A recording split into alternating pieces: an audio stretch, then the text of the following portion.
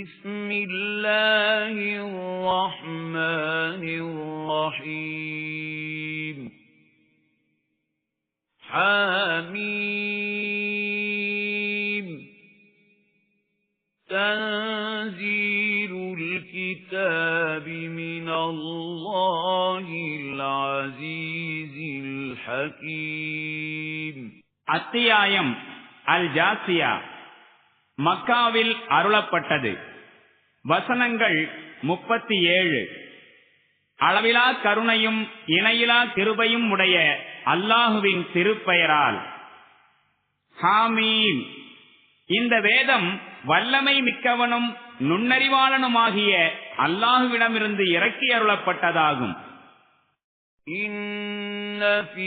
السماوات والأرض لآيات للمؤمنين وفي خلقكم وما يبث من دابة آيات لقوم يوقنون واختلاف الليل والنهار وما أنزل الله من السماء من رزق فأحيا به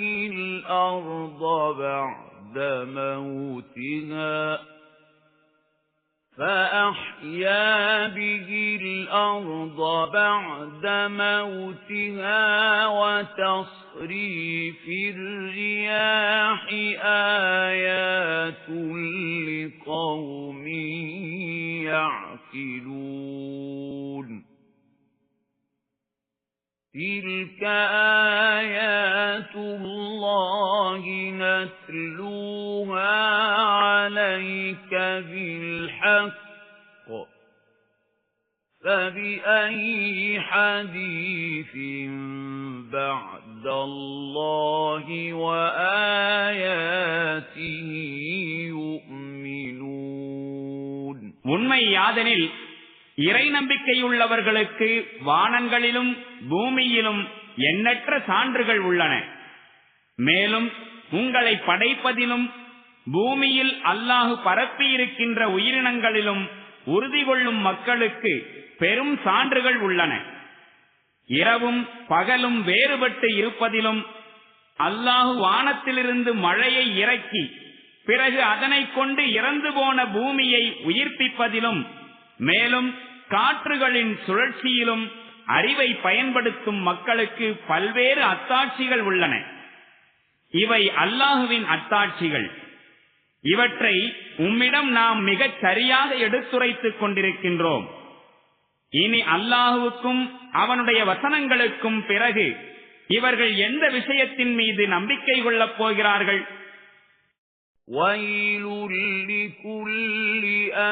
أفاك أثيم يسمع آيات الله تتلى عليه ثم يصر مستكبرا كأن لم يسمعها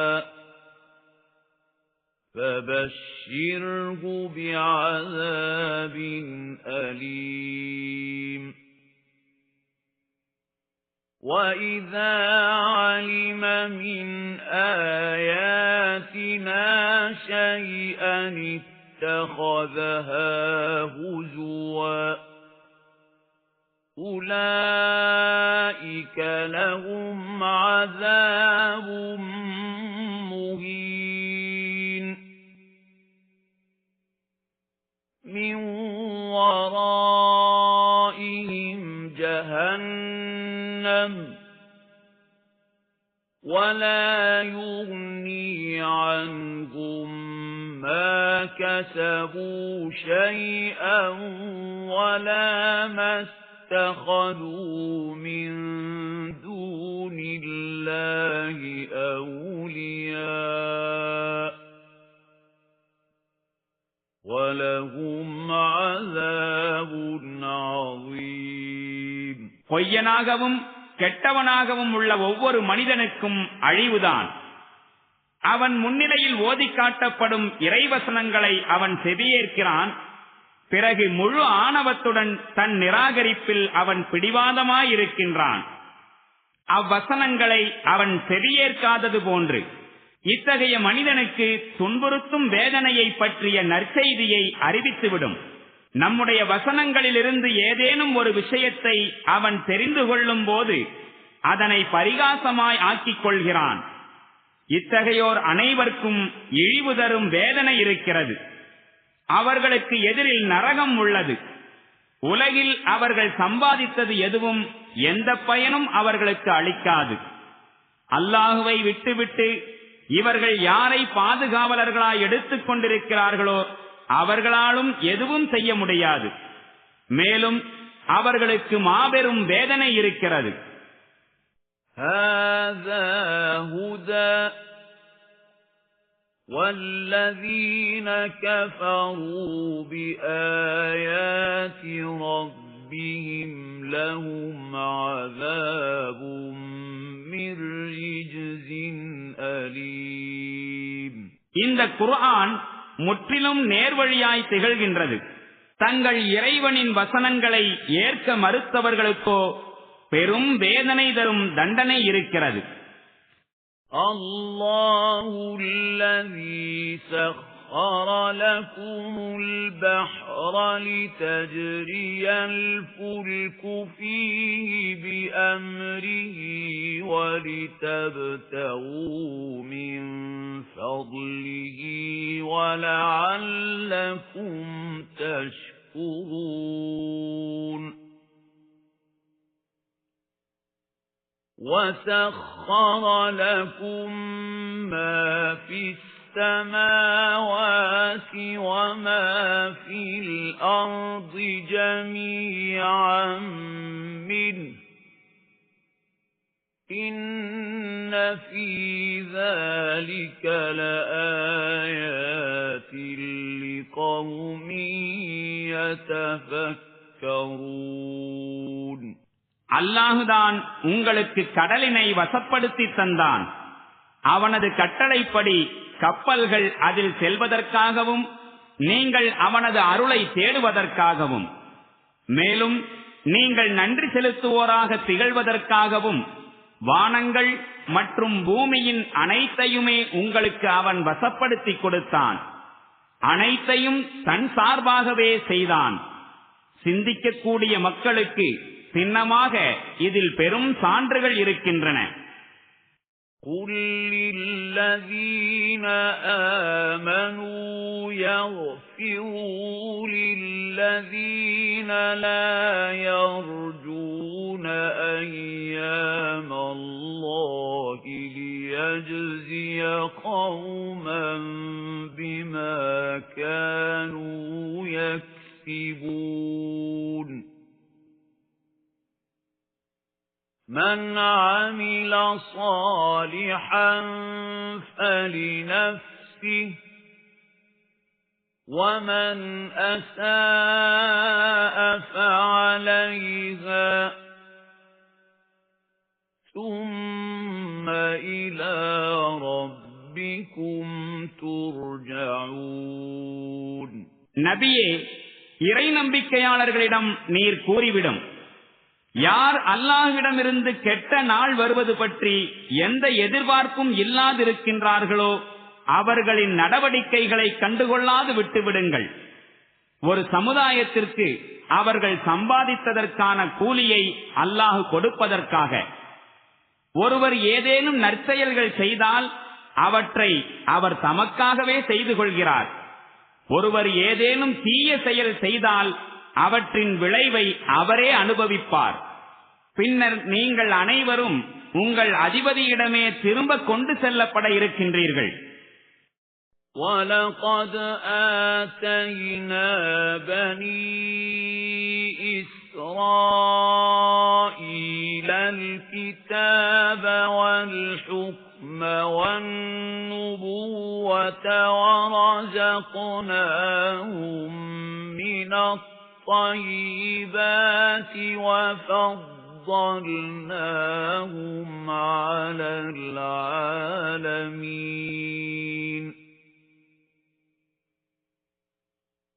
وآتيناهم بينات من الأمر فما اختلفوا إلا من بعد ما جاءهم العلم بغيا بينهم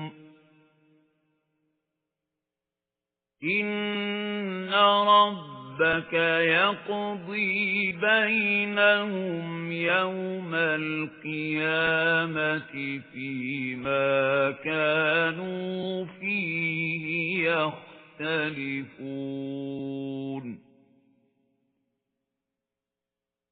ثم جعلناك على شريعة من الأمر فاتبعها ولا تتبع أهواء الذين لا يعلمون إنهم لن يغنوا عنك من الله شيئا وإن الظالمين بعضهم أولياء بعض والله ولي المتقين هذا بصائر للناس وهدى ورحمة لقوم يوقنون இதற்கு முன்பு இஸ்ராயேலின் வழித்தோன்றல்களுக்கு நாம் வேதம், ஞானம், தூதுத்துவம் ஆகியவற்றை வழங்கியிருந்தோம். நாம் அவர்களுக்கு சிறந்த வாழ்வாதாரங்களையும் வழங்கியிருந்தோம். மேலும் உலக மக்கள் அனைவரை காட்டிலும் அவர்களுக்கு சிறப்பை வழங்கியிருந்தோம். தீன், இறைமார்க்கம் சம்பந்தமாக அவர்களுக்கு தெளிவான வழிகாட்டுதல்களை வழங்கினோம். பின்னர் அவர்களிடையே கருத்து முரண்பாடு ஏற்பட்டது. அறியாமையின் காரணத்தினால் அல்ல, மாறாக அறிவு ஞானம் வந்த பின்னர்தான். அதுவும் அவர்கள் ஒருவர் மற்றவர் மீது அநீதி இழைக்க விரும்பிய காரணத்தால் தான் ஏற்பட்டது. சின்னமாக இறைவன் மறுமை நாளில் அவர்கள் கருத்து முரண்பாடு கொண்டிருக்கின்ற விஷயங்களில் தீர்ப்பு வழங்குவான். பிறகு நபியே, இப்போது தீன் சம்பந்தமான விஷயங்களில் தெளிவான பிரதான மார்க்கத்தில், ஷரீஅத்தில் உம்மை நாம் நிலைநிறுத்தி இருக்கிறோம். எனவே நீர் அதையே பின்பற்றும். அறியாத மக்களின் மன இச்சைகளை பின்பற்றாதீர். அல்லாஹுவுக்கு எதிராக உமக்கு அவர்களால் எந்த பயனும் தர முடியாது. மேலும் கொடுமை புரிபவர்களே தங்களுக்குள் ஒருவருக்கொருவர் தோழர்களாக இருக்கின்றார்கள். மேலும் இரையச்சமுடையோர்க்கு அல்லாஹ் தோழனாக இருக்கின்றான். இவை மனிதர்கள் அனைவருக்கும் பகுத்துணரும் சான்றுகளாயிருக்கின்றன. மேலும் உறுதி கொள்ளக்கூடிய மக்களுக்கு வழிகாட்டியாகவும் கருணையாகவும் இருக்கின்றது. أَمْ حَسِبَ الَّذِينَ اجْتَرَحُوا السَّيِّئَاتِ أَن نَّجْعَلَهُمْ كَالَّذِينَ آمَنُوا وَعَمِلُوا الصَّالِحَاتِ سَوَاءً مَّحْيَاهُمْ وَمَمَاتُهُمْ سَاءَ مَا يَحْكُمُونَ وَخَلَقَ اللَّهُ السَّمَاوَاتِ وَالْأَرْضَ بِالْحَقِّ وَلِتُجْزَى كُلُّ نَفْسٍ بِمَا كَسَبَتْ وَهُمْ لَا يُظْلَمُونَ தீமைகளை செய்தவர்களையும் இறை நம்பிக்கை கொண்டு நற்செயல்கள் புரிந்தவர்களையும் இரு சாராரின் வாழ்வும் மரணமும் சமமாகும் விதத்தில் ஒன்றுபோல் ஆக்கிவிடுவோம் என்று எண்ணிக்கொண்டார்களா என்ன? இவர்கள் செய்யும் முடிவு எவ்வளவு கெட்டது! அல்லாஹ் வானங்களையும் பூமியையும் சத்தியத்துடன் படைத்திருக்கிறான். ஒவ்வொரு மனிதனுக்கும் அவனவன் சம்பாதித்த கூலி வழங்கப்பட வேண்டும். மக்கள் மீது சிறிதும் அநீதி இழைக்கப்படக்கூடாது என்பதற்காக.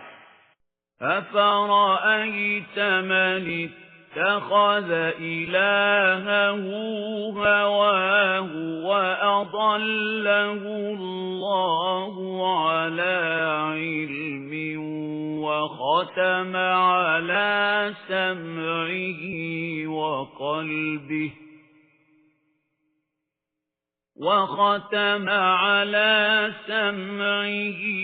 وقلبه وجعل على بصره غشاوة فمن يهديه من بعد الله أفلا تذكرون தனது மன இச்சையை தன்னுடைய கடவுளாக்கிக் கொண்ட மனிதனின் நிலையை எப்போதேனும் நீர் சிந்தித்ததுண்டா? அறிவுடனேயே அல்லாஹ் அவனை வழிகேட்டில் தள்ளிவிட்டான். மேலும் அவனுடைய காதுகளிலும் இதயத்திலும் முத்திரையிட்டு விட்டான். மேலும் அவனுடைய கண்கள் மீது திரையிட்டு விட்டான். இனி அல்லாஹுவை தவிர அவனுக்கு நேர்வழி காட்டக்கூடியவர் யார்? என்ன, நீங்கள் எந்த படிப்பினையும் பெறுவதில்லையா?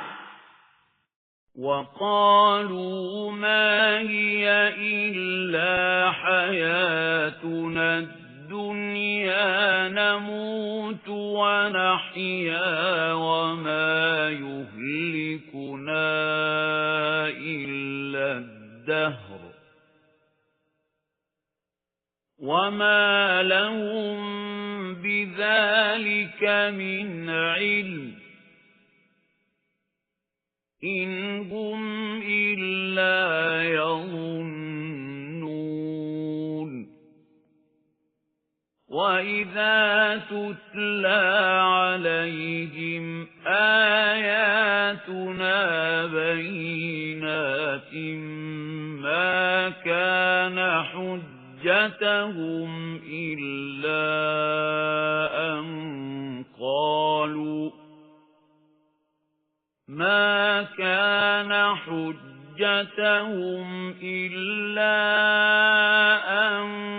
قَالُوا ائْتُوا بِآبَائِنَا إِن كُنتُمْ صَادِقِينَ قُلِ اللَّهُ يُحْيِيكُمْ ثُمَّ يُمِيتُكُمْ ثُمَّ يَجْمَعُكُمْ إِلَى يَوْمِ الْقِيَامَةِ لَا رَيْبَ فِيهِ وَلَكِنَّ أَكْثَرَ النَّاسِ لَا يَعْلَمُونَ وَلِلَّهِ مُلْكُ السَّمَاوَاتِ وَالْأَرْضِ وَيَوْمَ تَقُومُ السَّاعَةُ يَوْمَئِذٍ يَخْسَرُ الْمُبْطِلُونَ மேலும் இந்த மக்கள் கூறுகிறார்கள், வாழ்க்கை என்பது நம்முடைய இந்த உலக வாழ்க்கைதான். இங்குதான் நாம் மரணிக்கவும் உயிர் வாழவும் செய்கின்றோம். கால ஓட்டமல்லாமல் வேறெதுவும் நம்மை அழிப்பதில்லை. உண்மையில் இது சம்பந்தமாக இவர்களிடம் எந்த ஞானமும் இல்லை. இவர்கள் வெறும் ஊகத்தின் அடிப்படையில் தான் இப்படி கூறுகிறார்கள். மேலும் நம்முடைய தெளிவான வசனங்கள் இவர்களிடம் ஓதி காட்டப்படும் போது, நீங்கள் உண்மையாளர்கள் என்றால் எங்கள் முன்னோரை எழுப்பிக் கொண்டு வாருங்கள் என்று கூறுவதை தவிர வேறு எந்த ஆதாரமும் இவர்களிடம் இருப்பதில்லை. நபியே, இவர்களிடம் கூறும், அல்லாஹுதான் உங்களை உயிர் வாழச் செய்கின்றான், பின்னர் அவனே உங்களை மரணமடையச் செய்கின்றான், பின்னர் அந்த மறுமை நாளின் போது அவனே உங்களை ஒன்று திரட்டுவான். அந்நாளின் வருகையில் எந்த சந்தேகமும் இல்லை. எனினும் பெரும்பாலோர் அறிவதில்லை. வானங்கள் மற்றும் பூமியின் ஆட்சி அல்லாஹுவுக்கே உரியது. மேலும் மறுமை நாள் வந்துவிடும் போது அசத்தியவாதிகள் நஷ்டத்திலேயே கிடப்பார்கள். وَتَرَى كُلَّ أُمَّةٍ جَاثِيَةً كُلُّ أُمَّةٍ تُدْعَى إِلَى كِتَابِهَا الْيَوْمَ تُجْزَوْنَ مَا كُنتُمْ تَعْمَلُونَ هَذَا كِتَابُنَا يَنطِقُ عَلَيْكُمْ بِالْحَقِّ إِنَّا كُنَّا نَسْتَنسِخُ مَا كُنتُمْ تَعْمَلُونَ. அந்நேரம் ஒவ்வொரு சமூகமும் முழந்தாளிட்டு விழுந்திருப்பதை நீர் காண்பீர். வாருங்கள், தம் வினைச்சுவடியை பாருங்கள் என்று ஒவ்வொரு சமுதாயத்தினரும் அழைக்கப்படுவர். அவர்களிடம் கூறப்படும், நீங்கள் செய்து கொண்டிருந்த செயல்களுக்கு பிரதிபலன் இன்று உங்களுக்கு கொடுக்கப்படும். இது நாம் தயாரித்த வினைச்சுவடி, உங்கள் மீது மிகச் சரியாக சாட்சியம் அளித்துக் கொண்டிருக்கிறது. நீங்கள் செய்து வந்த செயல்களை நாம் எழுதச் செய்து கொண்டிருந்தோம். فَأَمَّا الَّذِينَ آمَنُوا وَعَمِلُوا الصَّالِحَاتِ فَيُدْخِلُهُمْ رَبُّهُمْ فِي رَحْمَتِهِ ذَلِكَ هُوَ الْفَوْزُ الْمُبِينُ. இனி எவர்கள் நம்பிக்கை கொண்டு நற்செயல்கள் புரிந்தார்களோ அவர்களை அவர்களின் அதிபதி தன் கருணையில் நுழைவிப்பான். இதுவே தெளிவான வெற்றியாகும். وَأَمَّا الَّذِينَ كَفَرُوا أَفَلَمْ تَكُنْ آيَاتِي تُتْلَى عَلَيْكُمْ فَاسْتَكْبَرْتُمْ وَكُنْتُمْ قَوْمًا مُجْرِمِينَ. وَإِذَا قِيلَ إِنَّ وَعْدَ اللَّهِ حَقٌّ وَالسَّاعَةُ لَا رَيْبَ فِيهَا قُلْتُمْ مَا نَدْرِي مَا السَّاعَةُ إِن نَّظُنُّ إِلَّا ظَنًّا وَمَا نَحْنُ بِمُسْتَيْقِنِينَ. மேலும் எவர்கள் நிராகரித்தார்களோ அவர்களிடம் சொல்லப்படும், என்னுடைய வசனங்கள் உங்களிடம் ஓதி காட்டப்படவில்லையா? ஆனால் நீங்கள் பெருமையெடுத்தீர்கள், மேலும் குற்றம் செய்யும் மக்களாயிருந்தீர்கள். மேலும் அல்லாஹுவின் வாக்குறுதி உண்மையானது என்றும் மறுமை நாள் வருவதில் எவ்வித ஐயமும் இல்லை என்றும் சொல்லப்பட்டால், மறுமை என்றால் என்னவென்றே எங்களுக்கு தெரியாது, நாங்கள் வெறும் ஊகம்தான் கொண்டிருக்கின்றோம், உறுதி கொள்ளக்கூடியவர்களாய் இல்லை என்று நீங்கள் கூறிக்கொண்டிருந்தீர்கள். وَبَدَا لَهُمْ سَيِّئَاتُ مَا عَمِلُوا وَحَاقَ بِهِم مَّا كَانُوا بِهِ يَسْتَهْزِئُونَ. وَقِيلَ الْيَوْمَ نَنسَاكُمْ كَمَا نَسِيتُمْ لِقَاءَ يَوْمِكُمْ هَذَا وَمَأْوَاكُمُ النَّارُ وَمَا لَكُمْ مِنْ نَاصِرِينَ ذَلِكُمْ بِأَنَّكُمُ اتَّخَذْتُمْ آيَاتِ اللَّهِ هُزُوًا وَغَرَّتْكُمُ الْحَيَاةُ الدُّنْيَا فَالْيَوْمَ لَا يُخْرَجُونَ مِنْهَا وَلَا هُمْ يُسْتَعْتَبُونَ அந்த நேரம் அவர்களுடைய செயல்களின் தீய விளைவு அவர்களுக்கு தென்பட்டுவிடும். மேலும் அவர்கள் எதை பரிகாசம் செய்து கொண்டிருந்தார்களோ அதுவே அவர்களை சூழ்ந்து கொள்ளும். மேலும் அவர்களிடம் கூறப்படும், நீங்கள் இந்நாளின் சந்திப்பை எப்படி மறந்திருந்தீர்களோ அப்படியே இன்று நாம் உங்களை மறந்து விடுகின்றோம். உங்கள் இருப்பிடம் இனி நரகம்தான். மேலும் உங்களுக்கு உதவி செய்வோர் எவரும் இல்லை. உங்களுக்கு இந்த கதி ஏற்பட்டதற்கு காரணம் நீங்கள் அல்லாஹ்வின் வசனங்களை பரிகாசம் செய்து கொண்டிருந்தீர்கள். மேலும் உலக வாழ்வு உங்களை ஏமாற்றத்தில் ஆழ்த்தி இருந்தது. எனவே இன்று இவர்கள் நரகத்திலிருந்து விடுவிக்கப்படவும் மாட்டார்கள். மன்னிப்பு கோரி உங்கள் அதிபதியின் உவப்பை பெறுங்கள் என்று இவர்களிடம் கூறப்படவும் மாட்டாது. فَلِلَّهِ الْحَمْدُ رَبِّ السَّمَاوَاتِ وَرَبِّ الْأَرْضِ رَبِّ الْعَالَمِينَ